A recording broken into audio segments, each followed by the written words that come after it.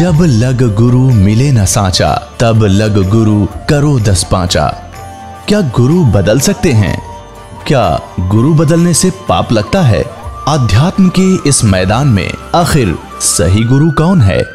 गीता जी में वर्णित तत्वदर्शी संत कौन है?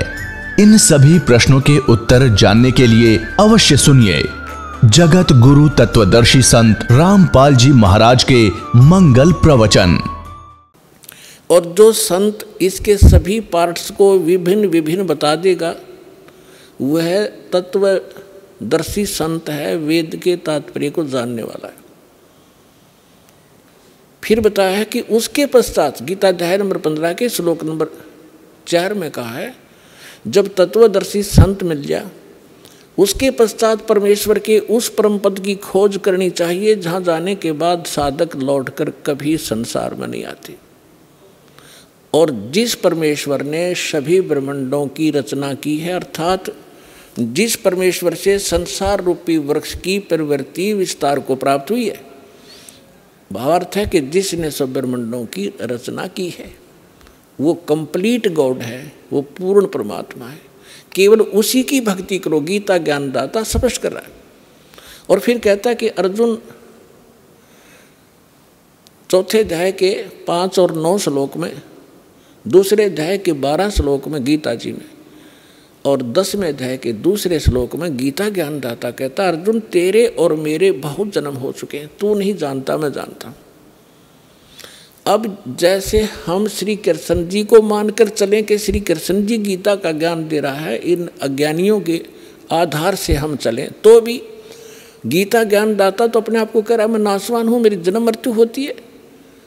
जिसकी स्वयं जन्म मृत्यु होती है और उसके उपासकों की भी जन्म मृत्यु होगी। गीता अध्याय नंबर 18 के श्लोक नंबर 62 में कहा, इसलिए कहा कि अर्जुन तू सर्वभाव से उस परमेश्वर की शरण में जा, उसकी कृपा, उस परमेश्वर की कृपा से तो परम शांति को और सनातन परम धाम को प्राप्त होगा। और उसकी शरण में जाने से तेरा कंप्लीट पूर्ण मोक्ष होगा। अब वो परमात्मा कौन है, कैसा है, कहाँ रहता है, इसकी जानकारी कहाँ है? गीता अध्याय नंबर 4 के श्लोक नंबर 25 से लेकर 31 तक गीता ज्ञानदाता ने जानकारी दी है कि कोई तो केवल देवताओं की पूजा करके निश्चिंत है, और कोई स्वाध्याय करता है, जैसे कोई गीता का पाठ कर लेता है, कोई वेदों का कुछ मंत्र घोट लिए उनको रिपीट करता रहता है, स्वाध्याय करता रहता है, आवर्ती करता रहता है। और कोई केवल योग अभ्यास ही करता है, कोई प्राण अपान, इसकी अपान की क्रिया को, जैसे कुछ कहते हैं कि श्वास पर ध्यान रखो, बाहर आ रहा है अंदर जा रहा है, कोई बात हुई ना ध्यान रखोगे तब ये तो आ जा रहा है। तो कहने का भाव ये है कि ये इस प्रकार की जो साधना करते हैं, कोई तपस्या करते हैं, घोर तप करते हैं, सब अपनी अपनी साधना को पापनाशक जानते हैं। यानी वो जो साधना जो कर रहा है उसने अंतिम मान रहा है, सही मान रहा है, यथार्थ मान रहा है। फिर तुरंत कहा चौथे अध्याय के 32वें श्लोक में कि अर्जुन इन यज्ञों यानी धार्मिक अनुष्ठानों की जानकारी उस सच्चिदानंद घन ब्रह्म ने, सच्चिदानंद घन ब्रह्म ने, यानी पूर्ण परमात्मा ने, परम अक्षर ब्रह्म ने स्वयं आकर बताई है, अपनी अमृत वाणी में बोल के, अपने मुख कमल से बोलकर जो वाणी कही है वो सच्चिदानंद घन ब्रह्म की वाणी कहलाती है, कबीर वाणी है वो। उसमें इन अध्यात्म यज्ञों का, अनुष्ठानों की विस्तार से जानकारी दी गई है, और वो तत्व ज्ञान है। उसके जानने के बाद तो सब पाप कर्मों से मुक्त हो जाएगा। अब चौथे अध्याय के 34वें श्लोक में कहा कि अर्जुन उस तत्व ज्ञान को जो सच्चिदानंद घन ब्रह्म स्वयं अपने मुख कमल से आकर बोलता है, वो तत्व ज्ञान है। अपनी अमृत वाणी में बोलता है, अपने मुख से बोलता है, वो तत्व ज्ञान है। और उस तत्व ज्ञान को तू तत्वदर्शी संतों के पास जाकर समझ। उनको दंडवत प्रणाम करने से, कपट छोड़कर उनकी सेवा करने से वह तत्वदर्शी संत तुझे तत्व ज्ञान का उपदेश करेंगे। अपने आत्माओं, ये श्री मद्भगवत गीता का अनुवाद कर्ताओं ने अपनी बुद्धि को श्री कृष्ण जी पर फिट रखा कि श्री कृष्ण जी गीता का ज्ञान दे रहे हैं, श्री कृष्ण जी परब्रह्म हैं, श्री कृष्ण जी ही पूर्ण ब्रह्म हैं। और इसी को आधार मानकर गीता जी का अनर्थ कर डाला इन्होंने अनुवादों का। अनुत्तम को और सर्वश्रेष्ठ लिख दिया। अनुत्तम शब्द एक चौथी कक्षा के बच्चे ने पूछ ले, भाई बेड अंग्रेजी में पूछ ले किसी बच्चे को, गुड किसे कहते हैं और बेड किसे कहते हैं, उत्तम किसे कहते हैं, अनुत्तम किसे कहते हैं। उत्तम श्रेष्ठ, अनुत्तम अश्रेष्ठ, घटिया। अरे नाड़ियों ने, अज्ञानियों ने, अनुवादकर्ताओं ने अनुत्तम शब्द का अर्थ कर दिया जिससे उत्तम कोई और ना हो। है तेरा गजब ये। अब थोड़ी सी झलक दिखाते हैं आपको कि गीता अध्याय नंबर 7 के श्लोक नंबर 12 से लेकर आपको 19 तक जानकारी देंगे आज। और जिसको सुनकर जो देखो पुण्यात्माओं, ये सत्संग है और ये ऐसा ज्ञान है, इसको समझने के बाद फिर संसार में कुछ भी समझना शेष नहीं रहेगा। पुण्यात्माओं, आप विद्यार्थी हैं, पूरे विश्व के मानव, आपको पोशाक अलग से मिली है। ये शरीर क्या है? एक तोला है। ये कवर हमारे ओरिजिनल शरीर के ऊपर, जो सूक्ष्म शरीर है उसके ऊपर ये कवर है, एक कपड़ा है। संतों ने इसको चोला कहा है। वस्त्र, गीता जी में इसको वस्त्र कहा है कि जैसे व्यक्ति पुराने वस्त्र त्याग कर नए वस्त्र ग्रहण कर लेता है, ये शरीर ऐसा है। तो ये जो ड्रेस आपको मिली है मानव वाली, आप विद्यार्थी हैं और आप अपना उद्देश्य भूल चुके हो क्योंकि आपको टीचर ठीक नहीं मिला। क्योंकि संसारिक व्यक्तियों के जो क्रियाएं हम देखते हैं, हम उसी में ढल गए कि बस इतना ही काम है हमारा। और कभी तीज त्यौहार हुआ तो थोड़ा बहुत बना के अपने करके पूजा पाठ खा लिया, बस इतना ही काम है। बाकी हमारा काम तो यही है। संसारिक करते हुए हमने ये इतना ही मान रखा था, बच्चे हो गए, इनका पालन पोषण कर दें, इनका विवाह कर दें, फिर इनका संतान हो जाए, हम मर जावा, फाइनल हो गया। अरे ये तो स्टार्ट भी ना करा मनुष्य का काम हमने, ये तो पशु पक्षी भी कर रहे थे इसी काम को। तो हमें टीचर ठीक नहीं मिले, जिस कारण से हमारी रुचि नहीं बनी जितनी बननी चाहिए थी। अब यदि परमात्मा ने ये विशेष मनुष्य जीवन ना देना होता, इसका कोई विशेष कार्य ना होता, तो 84 लाख प्रकार की बना दी योनियाँ एक और बना देता उनके जैसी। ये उन पुण्यात्माओं को ये पोशाक मिली है जो बहुत पुण्यकर्मी प्राणी हैं, जो परमात्मा पाने योग्य नंबर प्राप्त हैं उनको, इसलिए उनको ये प्रवेश हुआ है इस भगवान वाली यूनिवर्सिटी में जिसमें परमात्मा पाया जा सकता है। उनको ये ड्रेस न्यारी मिलती है। स्कूल के बच्चे होते हैं, उनकी ड्रेस अन्य होती है और अन्य जो बच्चे काम खेतों में करते हैं, मजदूरी करते हैं, उनकी ड्रेस अन्य होती है। इसी प्रकार आप विद्यार्थी हैं और आध्यात्मिक गुरु जो होते हैं ये टीचर होते हैं। और टीचर का काम होता है कि सिलेबस पढ़ावे, अपनी लोक वेद दंत कथा नहीं सुनाओ बच्चों को। वो तो दुश्मन होता है उनका जो अब सिलेबस से हटकर ज्ञान देता है। तो आज तक जितने भी हमारे धर्म गुरु थे, उन महापुरुषों को छोड़ जिनको भगवान मिले हैं, जिनके शुभ नाम दास ने पहले बता दिया आपको, बाकी सभी हमें लोक वेद सुना रहे थे, गीता अपने सदग्रंथों से हटकर ज्ञान सुना रहे थे। अब दास आपको सुनाना जा रहा है 7वें अध्याय में स्पष्ट लिखा है गीता ज्ञानदाता ने कि अर्जुन, अब मैं तुझे ऐसा ज्ञान सुनाने जा रहा हूँ जिसको जानकर फिर इस संसार में कुछ जानना शेष नहीं रहेगा। अब देखिएगा, अब इससे पहले थोड़ा सा कंसेप्ट ये क्लियर करता हूँ। 4थे अध्याय का 32वें श्लोक में इन्होंने गड़बड़ कर रखी है अनुवादकर्ताओं ने। ये देखिएगा 4थे अध्याय का 32वां श्लोक, ये देखिएगा। ये है श्रीमद् भगवद गीता, गीता प्रेस गोरखपुर से प्रकाशित है। जयदयाल गोविंद का इसके अनुवादक हैं। और ये अध्याय नंबर 4 का और श्लोक नंबर 32।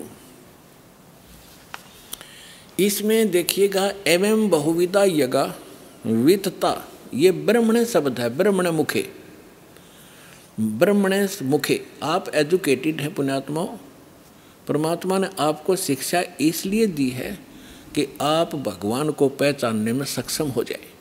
नहीं तो पिछला इतिहास देख ले, दास का जन्म जब हुआ हमारे यहाँ कोई शिक्षा नहीं थी और सब सुख चैन से जिया करते थे, प्यार से रहते थे, बेईमाना नहीं था। इस शिक्षा ने हमारी नैतिकता खराब कर रखी है।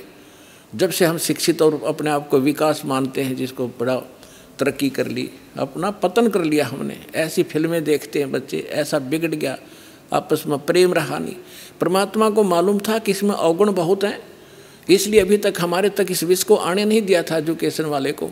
अब देना, ये एजुकेशन देना अनिवार्य समझा कि इसके बगैर ये समझ नहीं सकते भगवान कौन है, कैसा है। ये हमारे काल के दूत इनको मूर्ख बनाए बैठे, इसलिए परमात्मा ने आपको शिक्षा दी। और ये इंस्ट्रूमेंट बनाए जो आज आप प्रोजेक्टर देख रहे हो, चिप देख रहे हो, मोबाइल में अपना सत्संग सुन रहे हो, ये गॉड गिवन है, मनुष्य के सतर की बुद्धि का बनाया हुआ नहीं है। पुणात्मा 1994 में दास ने सत्संग शुरू किया था गुरुदेव के आदेश से। उससे पहले चैनल नहीं थे, उससे पहले ये VCR होया करती से मोटे मोटे लीड तरह से होया करती, DVD वो चला करती थी, थोड़ी थोड़ी चली, शुरुआत हुई थी उनकी। और ना कोई TV चैनल थे।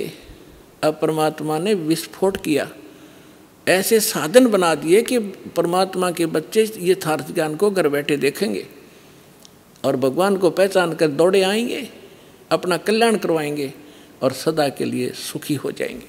तो इसलिए ये रूबरू आपके किया जा रहा है कि ये अपने वो सद्ग्रंथ जिनको आप शिरोधार्य मानते रहे हो, अब श्रीमद् भगवद गीता का स्थान हिंदू समाज के अंदर अद्वितीय है। और जब हमारे वो क्यों है, क्योंकि इसके अंदर एक अनमोल ज्ञान है, इसलिए शिरोधार्य हमारे को और बहुत आदर से हम इस ग्रंथ का नाम लेते हैं, श्रीमद् भगवद गीता जी। अब इसमें लिखा क्या है, ये हमें संदेश क्या दे रहा है, इसके विपरीत हमें बताया जा रहा था। अमृत के स्थान पर हमें विष खिलाया जा रहा था, तो अब हम विष अमृत खाएंगे, विष त्याग देंगे। जब हमें पहचान हो जाएगी, तो इस पहचान के लिए आपको ये सद्ग्रंथ रूबरू कराए जाते हैं। अब देखिएगा, ये है अध्याय नंबर 4 का श्लोक नंबर 32।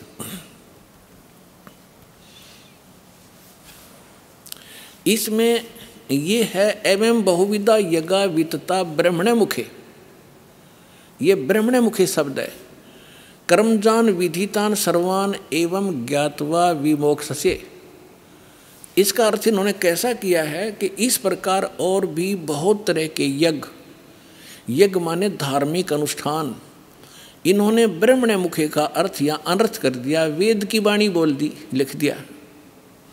वेद की वाणी में विस्तार से कहे गए हैं और उन सब को तू कर्म जान, ये गलत है, शारीरिक क्रिया द्वारा संपन्न होने वाले जान। इस प्रकार तत्व से जानकर उनके अनुष्ठान द्वारा तू कर्म बंधन से सर्वथा मुक्त हो जाएगा। अब इन्होंने जो गड़बड़ की है यहाँ की है, ब्रह्मण मुखे का अर्थ कर दिया वेद की वाणी। अब देखिएगा, कहते हैं चोर चुरावे तुंबड़ी और गड्ढे पानी में, वो गड्ढे हुआ ऊपर आवे न सच्चाई छनी ना। अब किसी चोर ने किसी का तुम्बा चुरा लिया और उसने छुपाने की कोई जगह पाई ना, पानी में छोड़ा नीचे और बाहर बैठ जाकर इतनी देर में फिर आ ले ऊपर, वो फिर दबे, वो फिर कितना चमक जाए थोड़ा सा ऊपर ने। तो इन्होंने कोशिश बहुत की है सच्चाई को उस तुम्बे की तरह जल में छुपाने की, पर छुपा नहीं करता जल में तुम्बा। तो अब देखिएगा गीता अध्याय नंबर 17 के श्लोक नंबर 23 में यही शब्द है ब्रह्मण।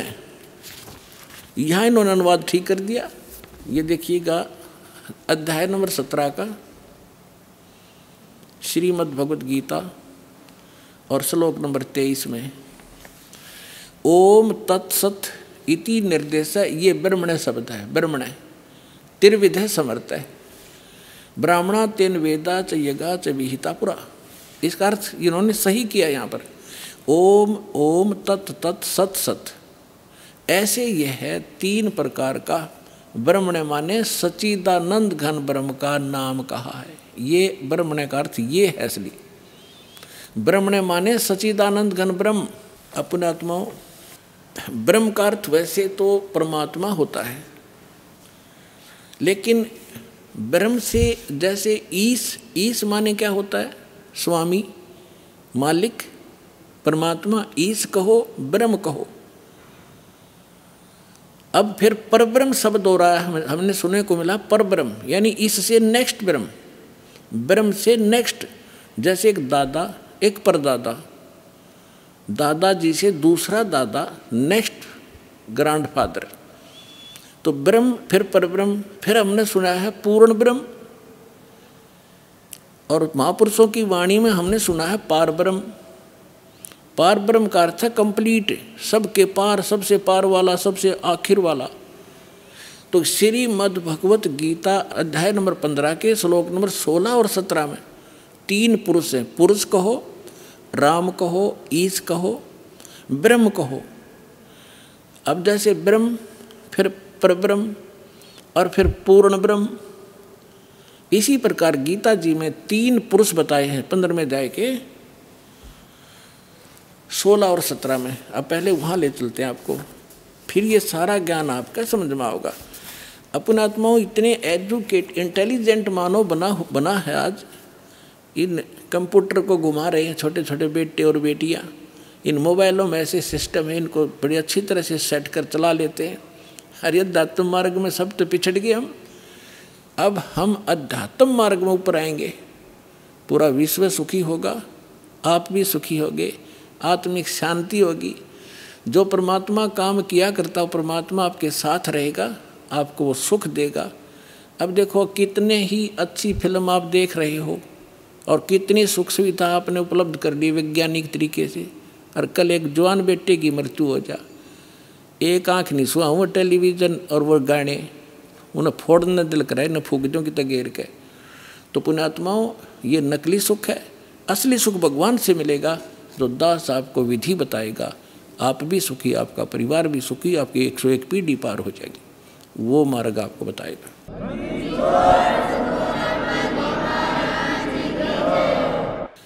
अब देखिएगा 15वें अध्याय का 16 और 17 में 3 पुरुष हैं, 3 भगवान हैं, 3 ब्रह्म हैं।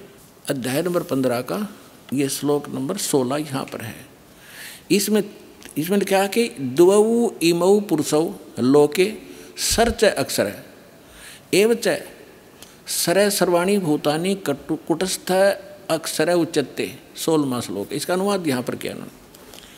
इस संसार में नाशवान और अविनाशी भी ये 2 प्रकार के पुरुष हैं। अब देखो, इन्होंने सर्वाने नाशवान, अक्षर माने अविनाशी कर दिया।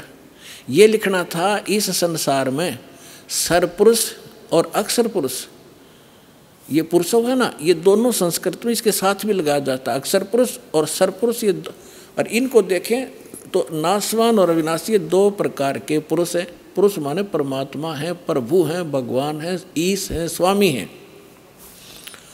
और संपूर्ण प्राणियों के शरीर तो नाशवान है, जीवात्मा अविनाशी कहा जाता है।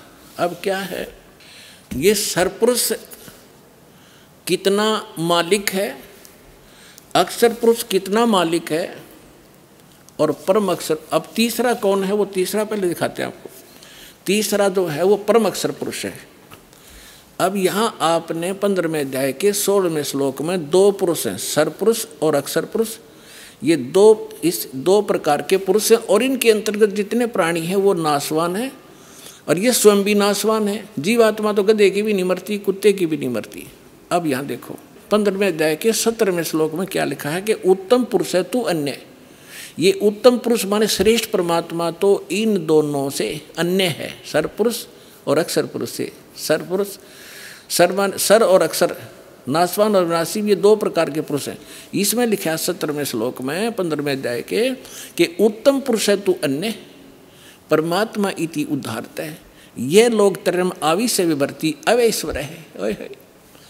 उत्तम पुरुष तो अन्य ही है, इन दोनों से कोई और है वो श्रेष्ठ भगवान परम अक्षर ब्रह्म। तीसरे नंबर का उत्तम पुरुष तो अन्य ही है जो तीनों लोकों में प्रवेश करके सबका धारण पोषण करता है। अविनाशी परमेश्वर परमात्मा इस प्रकार कहा जाता है।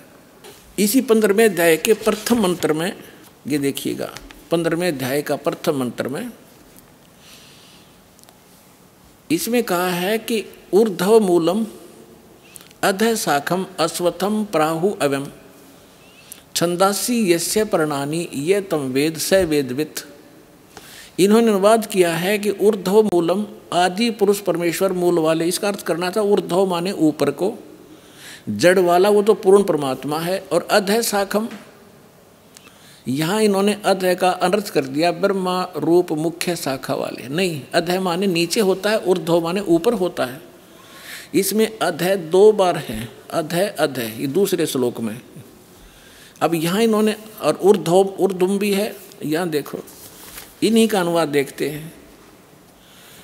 अधः माने नीचे है, अधः माने नीचे, अधः माने नीचे, और ऊर्ध्व माने ऊपर, ऊर्ध्वम माने ऊपर। अब यहाँ देखो, हम फिर आगे वापस 15वें अध्याय के प्रथम श्लोक में ऊर्ध्व मूलम अधः शाखम, ऊर्ध्व मूलम अधः शाखम, ये अधः शाखम, ये ऊर्ध्व मूलम अधः शाखम अश्वत्थम प्राहु अव्यम अविना छंदासी यस्य प्रणानी ये तम वेद स वेदवित। अब इन्होंने ये गलत किया है, यह लिखना था ऊपर को जो जड़ वाला, ऊपर को जड़ वाला वो तो परमेश्वर है, पूर्ण परमात्मा है, ये ठीक है। अधः शाखम गलत कर दिया, नीचे को शाखा वाला और संसार रूपी पीपल के वृक्ष को अविनाशी कहते हैं, वेद जिसके पत्ते कहे गए हैं। और उस संसार वृक्ष को जो व्यक्ति, जो संत मूल सहित तत्व से जानता है वह है सवेदवित, वह वेद के तात्पर्य को जानने वाला है। वो तत्वदर्शी संत है जो इस संसार रूपी वृक्ष के सभी विभागों को बता देगा। ये देखिएगा, संसार रूपी वृक्ष दिखाता हूँ आपको पहले। ये है ऊर्ध्व मूलम अधः शाखम, अधः शाखम, ऊर्ध्व मूलम अधः शाखम अश्वत्थम प्राहु अव्यम छंदासी यस्य प्रणानी ये तम वेद स वेदवित। अब देखिएगा, ये है वृक्ष जो जमीन से बाहर दिखाई देता है। परमेश्वर ने, कबीर परमेश्वर जी ने 600 वर्ष पहले अपना ज्ञान बताया था एक, और वो लीला ऐसी ही करते हैं, अपने मुख कमल से यथार्थ ज्ञान बोलते हैं और उस ज्ञान को फिर लिपिबद्ध कर लिया जाता, वो सच्चिदानंद घन ब्रह्म की वाणी कहलाती है। उसमें उन परमात्मा ने कहा था अक्षर पुरुष एक पेड़ है और सरपुरुष वाकी डार, निरंजन कहो सरपुरुष कहो, और तीनों देवा शाखा है बाई पात रूप संसार। उस परमेश्वर ने वो परमात्मा जैसे रामानंद जी को मिले थे, स्वामी रामानंद जी को, उन्होंने जब परमात्मा को ऊपर देखा, फिर नीचे उसी एक सिंपल वेशभूषा में धाणक जुलाहे रूप में बनारस में देखा। जब कहा था दोहु ठोड़ है एक तू भया एक से दो, और गरीबदास हम कारणे तुम आए हो मगदो, तुम साहेब तुम संत हो, तुम सतगुरु तुम हंस, और गरीबदास तेरे रूप बिना। रामानंद जी कह रहे और न तू जान से, तुम ही साहेब हो, तुम परमात्मा हो, सतगुरु सच्चा ज्ञान देने वाले आप ही हो, तुम साहेब तुम संत हो, तुम सतगुरु तुम हंस। और गरीबदास जी, जैसे तुलसीदास जी ने रामायण को लिखा था, चित्रार्थ किया था, उस प्रकार गरीबदास जी को परमात्मा ने दिव्य दृष्टि दी थी। वो सारी सच्चाई गरीबदास साहिब जी ने अपनी वाणी में लिखा है, इसलिए गरीबदास जी का नाम आता है। लेकिन वार्ता चल रही है रामानंद जी और परमात्मा की। तुम साहेब तुम संत हो, तुम सतगुरु तुम हंस, गरीबदास तेरे रूप बिना और न दूजा हंस। बोलत रामानंद जी सुनो कबीर करतार, कहे कबीर गरीबदास सब रूप के तुम ही सृजनहार। तो यहाँ बताया जाता है कि तुम सतगुरु भी आप ही हो, सच्चा ज्ञान आपके बिना इस पृथ्वी पर कोई जानता ही नहीं। तो परमात्मा आए थे एक, हम उसको कवि कह करके फाइनल कर दिया, उनकी क्लोज कर दी फाइल को। अब फिर खोल लेंगे जब देखियो लाल की पहचान होने के बाद आपको पता लगेगा लाल कौन है। तो उस परमेश्वर ने 600 वर्ष पहले उस सच्चिदानंद घन ब्रह्म की वाणी में, अपनी कबीर वाणी में क्या लिखा था? अक्षर पुरुष एक पेड़ है, सरपुरुष वाकी डारे, तीनों देवा शाखा है, ये पात रूप संसारे। और वे गीता क्या कहती है 15वें अध्याय का प्रथम मंत्र, कि जो संत इस उल्टे लटके हुए संसार रूपी विभाग वृक्ष के सभी विभाग पत्तों सहित जड़ से लेकर पत्तों तक बता देगा, वो तत्वदर्शी संत है। पहचान बताई है तत्वदर्शी संत की। अब देखिएगा, ये है पूर्ण परमात्मा, ये परम अक्षर ब्रह्म है, ये ऐसे लेंगे। ये है जड़, जो मूल है ऊर्ध्व मूलम, ये परम अक्षर ब्रह्म है, पूर्ण ब्रह्म परमेश्वर। और ये तना अक्षर पुरुष, ये जो बाहर दिखाई देता है ये तो अक्षर पुरुष है तना, और इससे एक मोटी डार निकली है, वो सरपुरुष समझो, सरपुरुष। और ये तीन रजगुण ब्रह्मा, सतगुण विष्णु, तमगुण शिवजी रूपी ये तीन शाखाएं, और ये पात रूप संसार है। ये पात रूप हम हैं आगे, और मूल कौन है? ये स्वयं है परमात्मा, ये स्वयं है परमात्मा। ये देखिएगा, ये कौन है? ये कबीर साहिब है, पूर्ण ब्रह्म कबीर साहिब, परम अक्षर ब्रह्म। ये सारे संसार के आधार हैं, ये सब के धारण पोषण करने वाले हैं। जैसे वृक्ष की, जैसे संसार रूपी वृक्ष की जो परिवृष होती है वो जड़ से होती है। अब दास आपको जहाँ लाना चाहता है वहाँ लाएगा। गीता अध्याय नंबर 15 के श्लोक नंबर 1 आपने पढ़ लिया। इसमें स्पष्ट कर दिया कि तत्वदर्शी संत कैसा होगा। ये देखिए, ये है 15वें अध्याय का प्रथम श्लोक। इसमें बताया है कि ऊर्ध्व मूलम अधः शाखम अश्वत्थम प्राहु अवम छंदासी यस्य प्रणानी ये तम वेद सवेदवित। ऊपर को जड़ और नीचे को तीनों गुण रूपी शाखा वाला, ये इसको सारा कंप्लीट मिलाकर हम पढ़ेंगे ना। ऊर्ध्व मूलम अधः शाखम, नीचे को शाखा वाला पढ़ो इसको। और अश्वत्थम यानी संसार रूपी पीपल के वृक्ष को अविनाशी कहते हैं। वेद, ये वेद नहीं है। जैसे छंद का अर्थ होता है विभाग, किसी एक शब्द का एक ही अर्थ नहीं होता, कि जो इन सभी छंदों को, सभी विभागों को तत्व से जानता है। सरपुरुष कौन पोर्शन है इस संसार रूपी वृक्ष का, मूल कौन है और डार कौन है, शाखा कौन है, जो इन सभी को जानता है, सवेदवित, वो तत्वदर्शी संत है। तो परमेश्वर ने 600 वर्ष पहले बताया, इस दास ने परमात्मा से प्राप्त इस ज्ञान को आपके रूबरू कराया। अक्षर पुरुष एक पेड़ है, सरपुरुष वाकी डार, और तीनों देवा शाखा है, ये पात रूप संसार। तो यहाँ इस श्रीमद् भगवत गीता भी यही बताती है कि तीनों गुण रूपी, यहाँ देखिए आगे 15वें अध्याय का ये दूसरा मंत्र आप देखिएगा, उस संसार वृक्ष की तीनों गुण रूप। आय हाय पुण्यात्मा, ये सदग्रंथ हैं।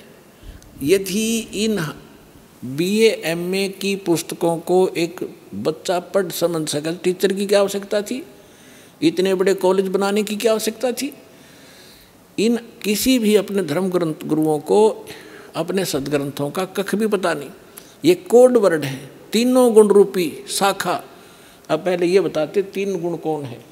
समझदार को संकेत ही बहुत होता है। ये दिखाता हूँ, ये मार्कंडेय पुराण, जिनको हम श्रोधार्य मानते रहे सभी पुराणों को, मार्कंडेय पुराण गीता प्रेस गोरखपुर से प्रकाशित, सचित्र मोटा टाइप।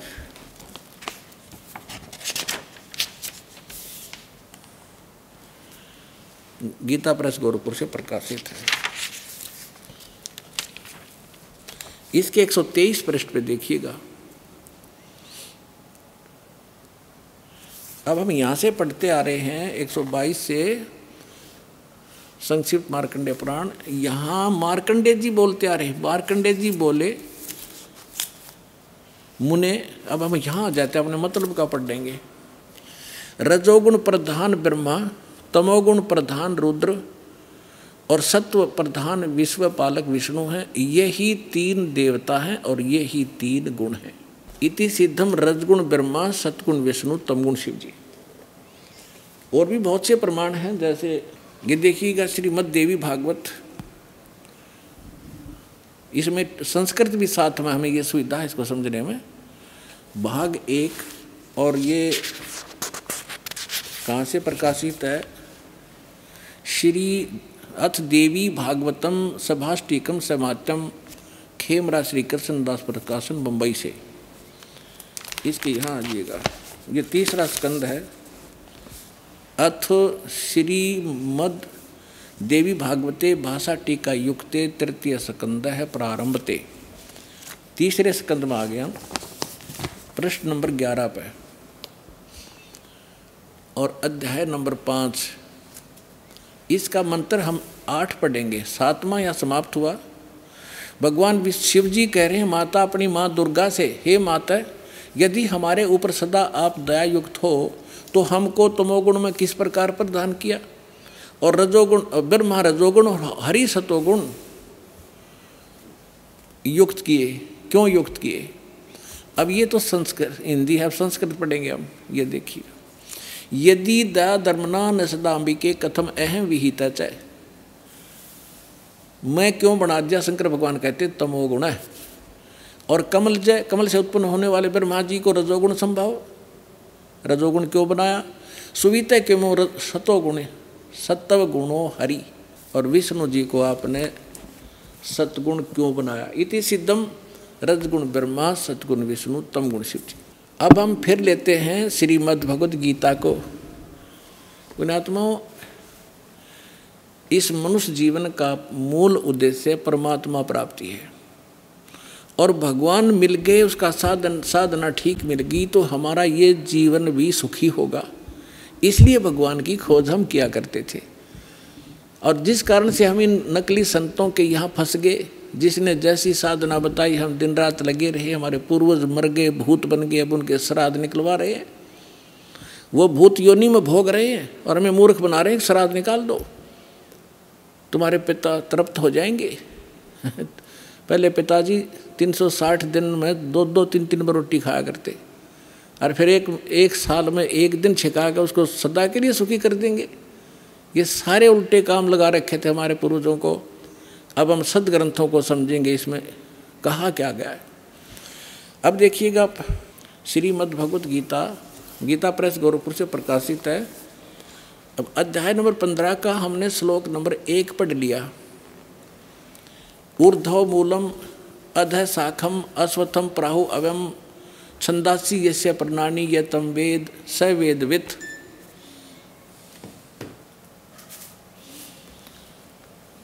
ऊर्ध्व मूलम माने ऊपर को, आदि ऊपर को जड़ जो है वो तो पूर्ण परमात्मा समझो। नीचे को अधः शाखम, नीचे को शाखा है, ये संसार रूपी पीपल का वृक्ष को अविनाशी कहते हैं, वेद जिसके पत्ते कहे गए हैं। उस संसार वृक्ष को जो पुरुष मूल सहित जानता है, यानी जड़ से लेकर पत्तों तक जानता है, वह स वेदवित्, वह वेद के तात्पर्य को जानने वाला है, अर्थात वो तत्वदर्शी संत है। अब अगले में कहा दूसरे में, उस संसार वृक्ष की तीनों गुण रूप रजगुण ब्रह्मा सतगुण विष्णु तमगुण शिवजी रूपी, ये दल से बड़ी हुई नहीं, विषय पर वाला शाखा, विषय वासना रूपी ये तीनों शाखाएं हैं, रजगुण ब्रह्मा सतगुण विष्णु तमगुण शिवजी, नीचे और ऊपर, सर्वत्र नहीं। अधः माने नीचे, ऊर्ध्व माने ऊपर, नीचे और ऊपर फैली हुई है। और इस मनुष्य लोक में हमारे कर्मों के अनुसार बांधने की भी ये मुख्य कारण है। कर्मानुबंधनी मूल्यानी, ये हमें यहाँ कर्मों के आधार पर यही रखते हैं, जैसे जिसका कर्म है उसको वैसा ही देते रहते हैं। किसी के अच्छे पुण्य है तो उसको अच्छा देते रहेंगे, जिसका पाप है उसको दुख देते रहेंगे। इसमें कोई परिवर्तन ये नहीं कर सकते, और हमें यहाँ बांधे रखने के ये मूल कारण है। अब देखो, नीचे और ऊपर, सभी लोगों में नहीं, नीचे और ऊपर फैली हुई है। अब तीसरे में क्या कहा है कि इस संसार वर्ष का स्वरूप जैसा कहा है वैसा यहाँ विचार काल में नहीं पाया जाता। यानी मेरे और तेरे डिस्कशन में जो गीता जी का ज्ञान मैं दे रहा हूँ, इसमें मैं कंप्लीट नहीं बता पाऊँगा उस परमात्मा के बारे में। इसलिए ऑप्शन छोड़ रखा है इसने। चौथे अध्याय के 34वें श्लोक में कहा कि उस तत्व ज्ञान को जो परमात्मा स्वयं अपने मुख कमल से बोलता है, चौथे अध्याय के 32 और 34 में, वो तत्व ज्ञान है। उस तत्व ज्ञान को तू तत्वदर्शी संतों के पास जाकर समझ। गीता ज्ञानदाता कहता मैं नहीं जानता उसको कंप्लीट। यहाँ स्पष्ट कर रहा है कि यहाँ विचार काल में जो गीता का ज्ञान मैं तुझे दे रहा हूँ, मैं इसको कंप्लीटली नहीं बता पाऊँगा। तेरे और यहाँ मेरे विचार काल में ये पूर्णतः नहीं पाया जाता, उसको किसी और से समझ। ये देखिएगा, इस संसार वृक्ष का स्वरूप जैसा कहा है, यानी सृष्टि रचना जैसी मुझे पता है, वैसा यहाँ विचार काल में यानी गीता जी के डिस्कशन में, इस विचार विमर्श में नहीं पाया जाता। इसमें नहीं मिलेगा तेरे को, क्योंकि न तो इसका आदि है न इसका अंत। इसको पता नहीं गीता ज्ञानदाता को, तथा न इसकी अच्छी प्रकार कोई सचिथि है। इसलिए इस सुविरुद्ध मूलम, यानी सुविरुद्ध माने अति दृढ़ मूल वाले, यानी परमात्मा के जो परमात्मा का जो ऊपर का लोक है, सतलोक, अलखलोक, अगमलोक और अकहलोक, जिसे नामी लोक कहते हैं, वो अविनाशी है, उसका कभी नाश नहीं होता। इसलिए सुदृढ़ मूल तो उसका सुदृढ़ कहा है। वो सुदृढ़ मूलम, सुदृढ़ यानी अविनाशी रूपी मूल वाले जो स्थान जहाँ भगवान रहता है वो अविनाशी है। यहाँ उसका संकेत देखिएगा, सुविरुद्ध मूलम, इस अति दृढ़ मूल वाले अश्वत्थ संसार रूपी पीपल के वृक्ष को दृढ़ इन्होंने क्या कर दिया, असंग शस्त्रेण छित्वा, इन्होंने कर दिया वैराग रूप शस्त्र द्वारा काट कर। ये कहना था तत्व ज्ञान रूपी शस्त्र द्वारा काट के, यानी उस तत्व ज्ञान जो मैं वो संत बतावेगा, भगवान का बोला हुआ ज्ञान वो बताता है, वो है तत्व ज्ञान रूपी शस्त्र। उस ज्ञान रूपी उलझी हुई गुत्थी को तत्व ज्ञान रूपी शस्त्र तक काट के उसके पश्चात ये देखिए 15वें अध्याय का 4था श्लोक, गीता अध्याय नंबर 15 और श्लोक नंबर ये है 4 है।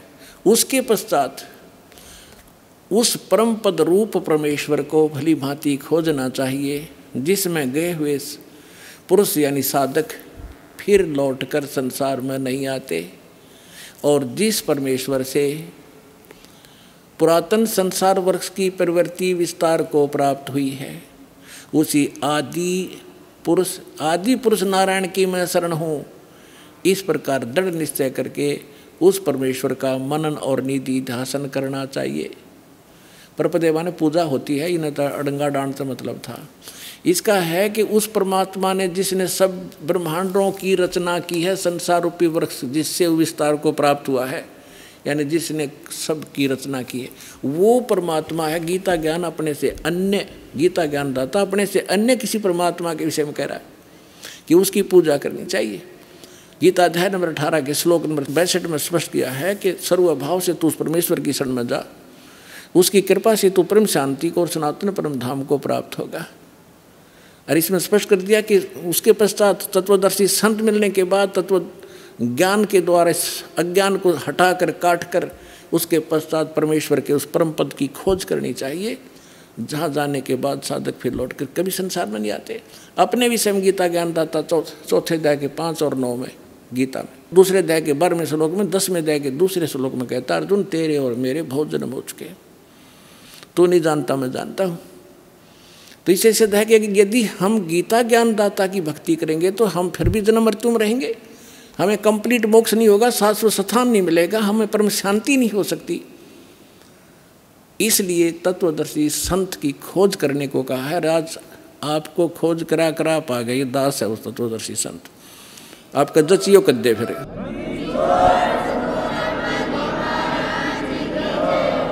अब आपको फिर लाते हैं 15वें अध्याय के 16 और 17 2 श्लोकों पर। फिर आपके आसानी से आज का सत्संग जो दास आपको समझाना चाहता था आसानी से समझोगे। देखिएगा, ये है अध्याय नंबर 15 का। अब श्लोक नंबर हम 16 यहाँ से पढ़ा था, फिर देख लेते हैं। दिवौ इमौ पुरुषौ लोके सर्च अक्षरः एव च सर्व सर्वाणी भूतानि कुटस्थ अक्षर उच्यते। इन्हीं का अनुवाद पढ़ लेते हैं। 15वां अध्याय। इस संसार में नासवान सर्वनासवान अक्षर अविनाशी 2 प्रकार के पुरुष माने परमात्मा, प्रभु, ब्रह्म 2 कहे। और संपूर्ण प्राणियों के शरीर ना तो नाशवान है, जीवात्मा अविनाशी कही जाती है। फिर ये 75 में मैं तुरंत कहा कि उत्तम पुरुष है तू अन्य, वो श्रेष्ठ भगवान तो इन दोनों से कोई और है। और परमात्मा इति उदाहरत जिसको भगवान कहा जाता है।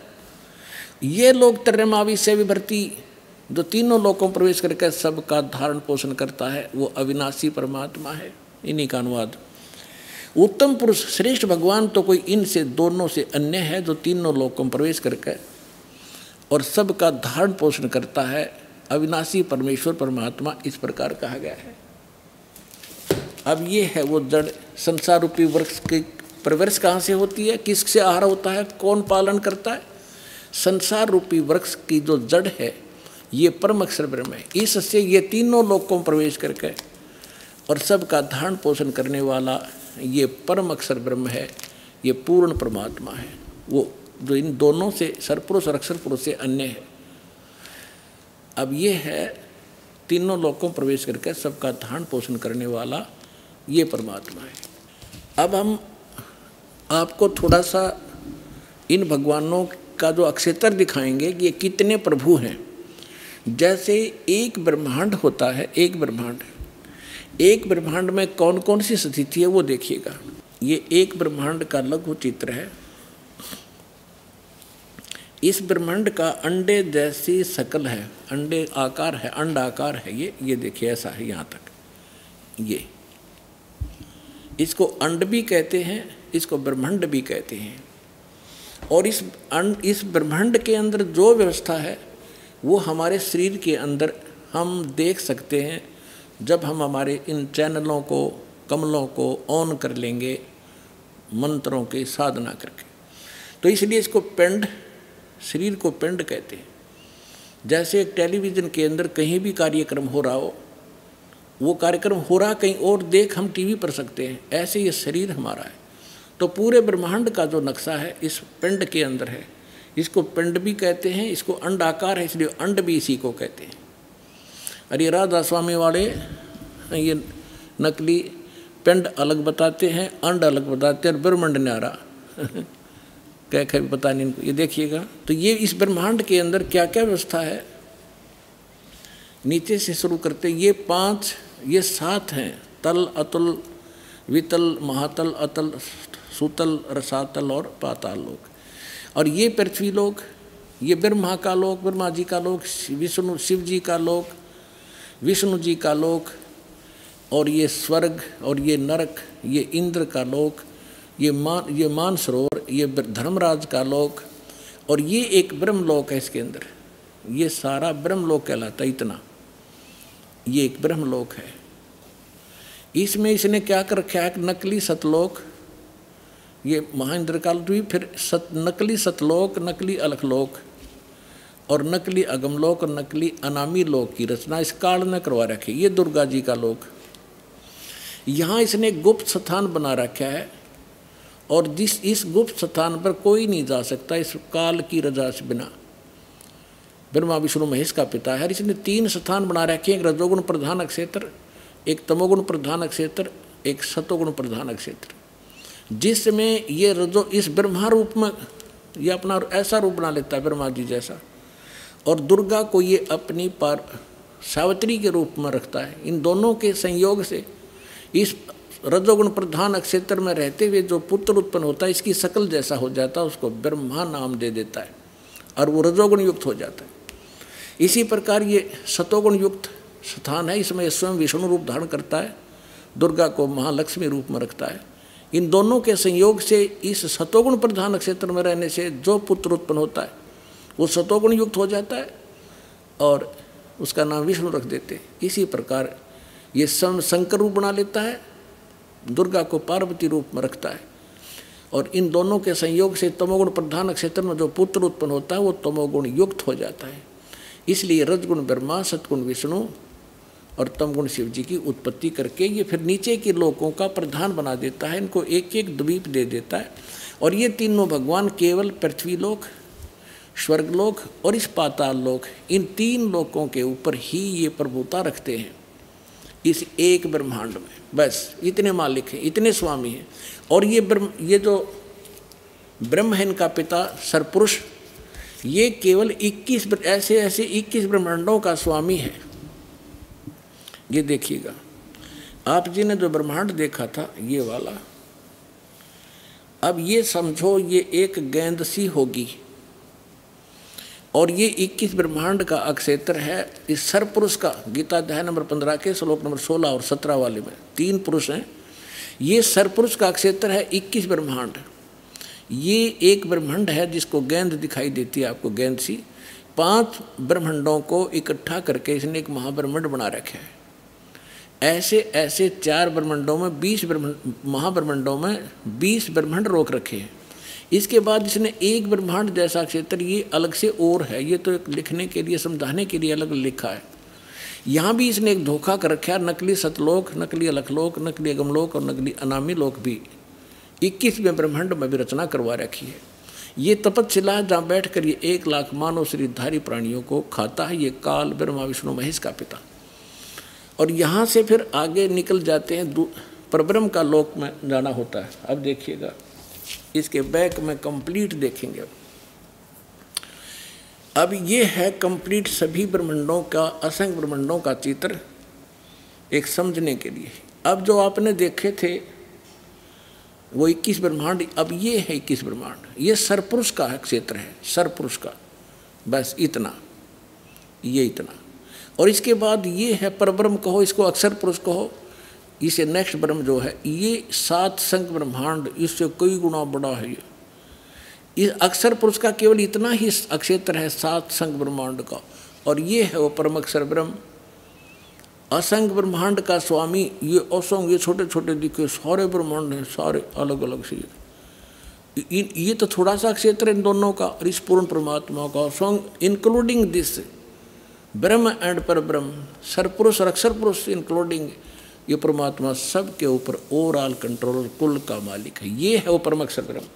गीता अध्याय नंबर 8 के श्लोक नंबर 1 में अर्जुन ने प्रश्न किया कि हे भगवान, आपने गीता अध्याय नंबर 7 के श्लोक नंबर 29 में कहा है कि जो व्यक्ति जरा और मरण से छूटने का प्रयत्न ही कर रहे हैं, इस संसार की किसी वस्तु की इच्छा नहीं रखते, वो तत्ब्रह्म को और सारे अध्यात्म को और सभी कर्मों से परिचित हैं, वही व्यक्ति यहाँ से जरा और मरण, जरा माने वृद्ध अवस्था का दुख, कहर बुढ़ापे का, और मरण माने मृत्यु, इन दोनों दुखों से बचने का जो प्रयत्न कर रहे हैं वो उस तत्ब्रह्म से परिचित है। तत्ब्रह्म कौन? अभी आपको बताया था। अब देखिएगा गीता अध्याय नंबर 7 के 29 को पढ़ते हैं। ये देखिए, श्रीमद् भगवत गीता अध्याय नंबर 7 का और श्लोक नंबर 29 यहाँ पर है।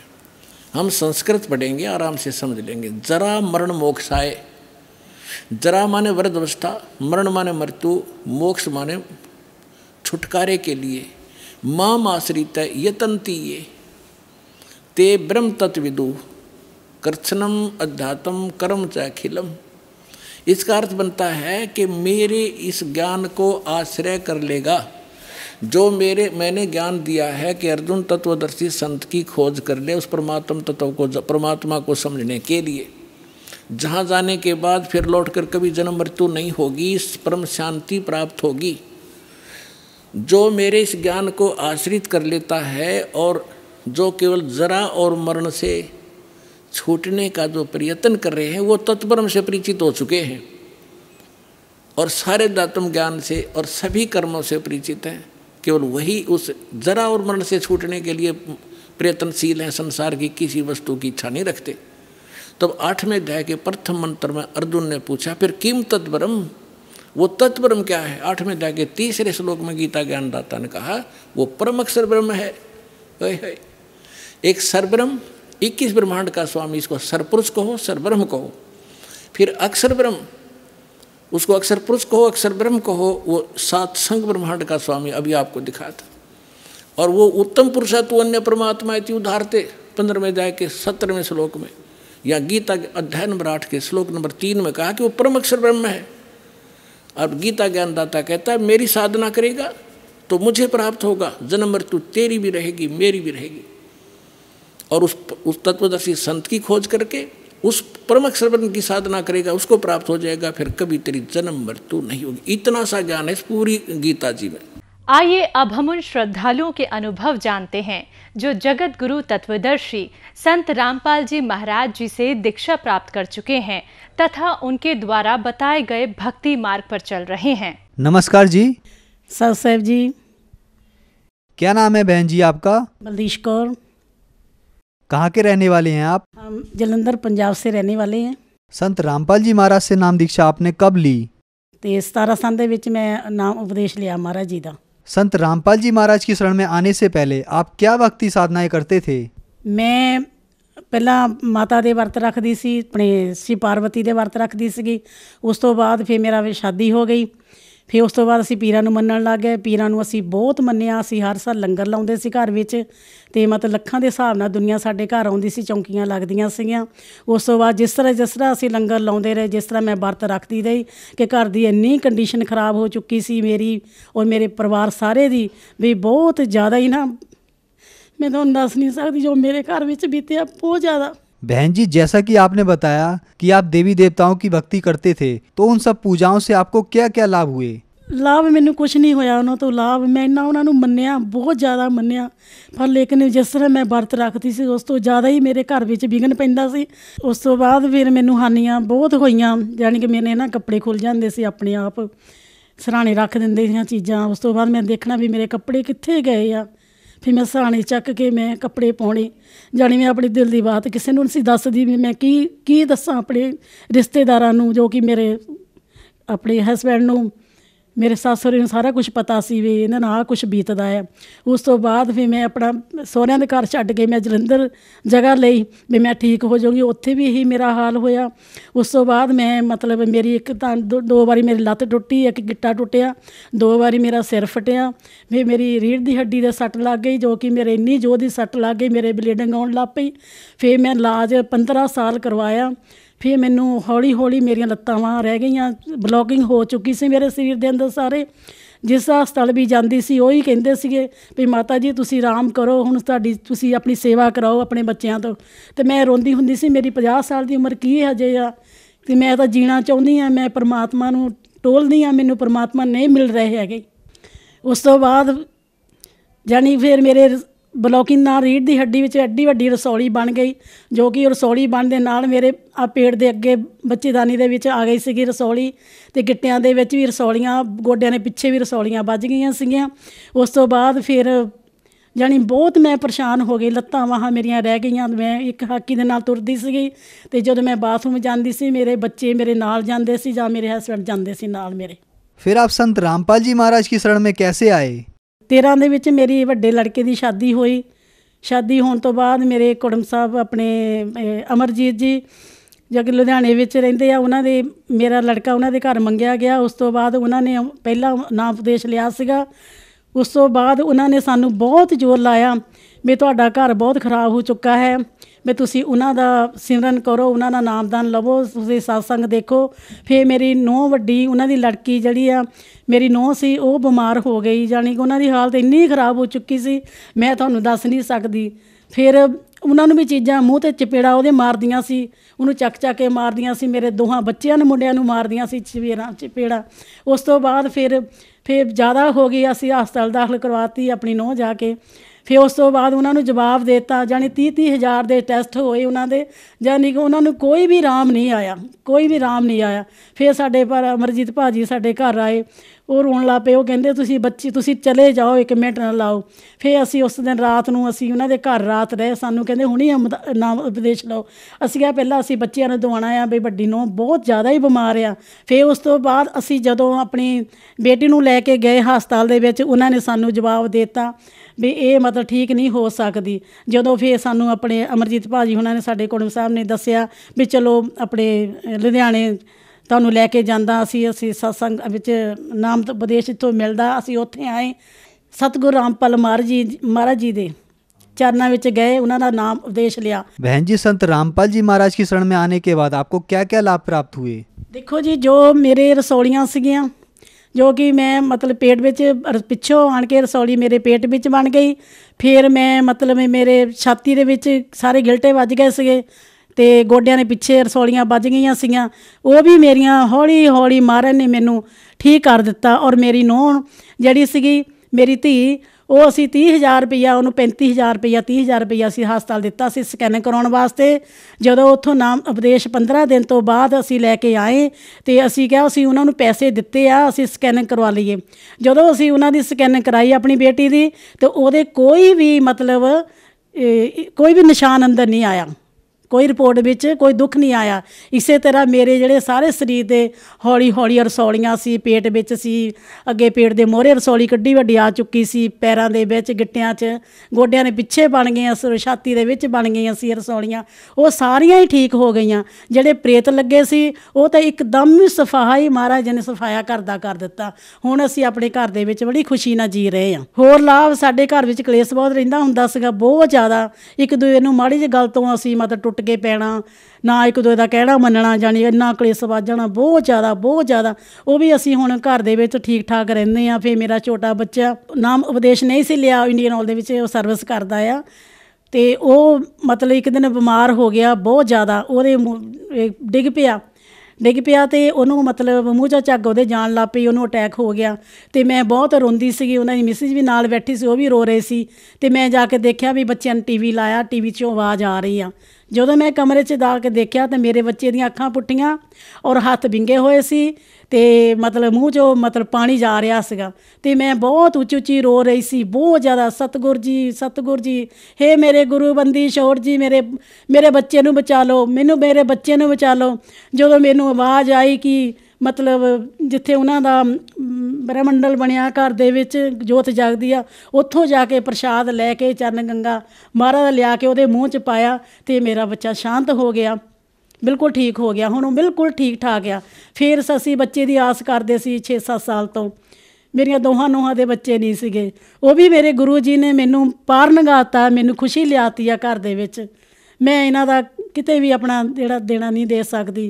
मेरे महाराज जी एक पूर्ण संत है, जिहड़ा दुखियां दुनिया दे सारे दुख तारदा, लाउंदा आ ते जिंदगी दिंदा आ। जो श्रद्धालु आपको देख रहे हैं उनको आप क्या संदेश देना चाहते हैं? मैं यही कहना चाहुंदी हाँ भी जिहड़े कि रिश्तेदार मेरे भैन भरा आ, जो कि रिश्तेदार आ, सारे भैन भरा जिन्ने वर्ल्ड दे विच बैठे आ, गुरु सतगुरु रामपाल महाराज दा उपदेश लवो ते अपना कल्याण करावो ते जिंदगी चंगी बतीत करो। बहन जी, अगर कोई श्रद्धालु संत रामपाल जी महाराज से नाम उपदेश लेना चाहे तो वह संत रामपाल जी महाराज से कैसे नाम उपदेश ले सकता है? कई चैनलों के उपर अपने सतगुरु रामपाल महाराज जी का सत्संग आता है। उन्होंने थले एक पीली पट्टी आती है जिथे उन्होंने नंबर और सत्संग जिथे अपने नाम उपदेश मिलता है, उन्होंने नंबर सारे दिते आ, सारे मतलब थे जिलियां दे विच ये नाम उपदेश मिलता है। मैं यही कहना चाहुंदी हाँ, अपने जिन्ने भी सारी दुनिया दुखी आ, सुखी कोई नहीं है संसार दे विच, सारे दुखी है। अपना नाम उपदेश लवो ते अपना कल्याण करावो। धन्यवाद जी। सत साहब जी।